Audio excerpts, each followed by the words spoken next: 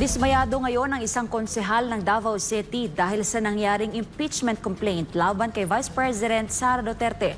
Alamin natin ang karagdagang detalye ng balita mula kay Prince Tripoli.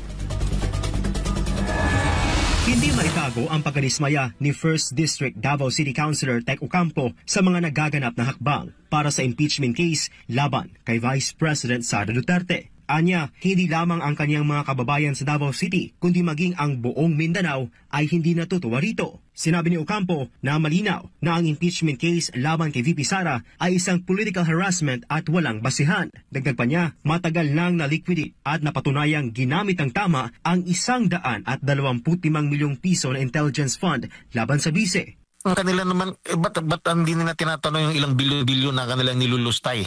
Bakit itong kay Sara napakaliit? Ginagawa lang ng paraan yan para to eliminate the Vice President because he is a very strong contender in the coming 2028 elections.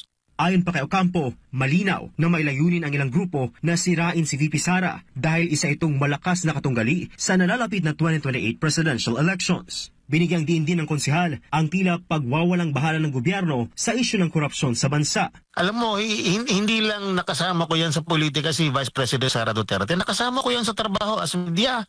Oo, talent namin yan sa GMA before. So, kilala ko yan.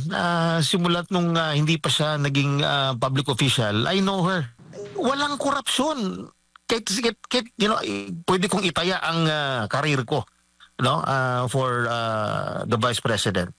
Na talagang yung kanyang credibility hindi matatawaran kanyang credibility ang kanyang pagkatunay na makabayan. Inuuna na talaga ang tao. Masaya naman si Ocampo na naantala ang impeachment proceedings dahil sa adjournment ng Senado hanggang Hunyo. Nagbigay din ng komento ang konsehal sa kasalukuyang estado ng ekonomiya ng bansa. Ayon sa kanya, napakaayos ng pamamalakad ni VP Sara noon bilang alkalde ng Davao City. During the time of the Vice President as Mayor of Davao City, napakaganda ng takbo ng kalakalan sa Davao City. The service of the government services are at napakataas ang kalidad. Everybody is happy. Davao City is safe and it reaps awards left and right as the most livable city, child-friendly city, the best Davao City Police Office, you name it. Halos lahat ng award nandiyan. Sa huli, umaasa si Councilor Ocampo na kikilos ang Korte Suprema para siyasatin ang mga irregularidad sa 2025 national budget. Ito si Prince Tripoli, ang inyong citizen correspondent para sa Diyos at sa Pilipinas nating mahal.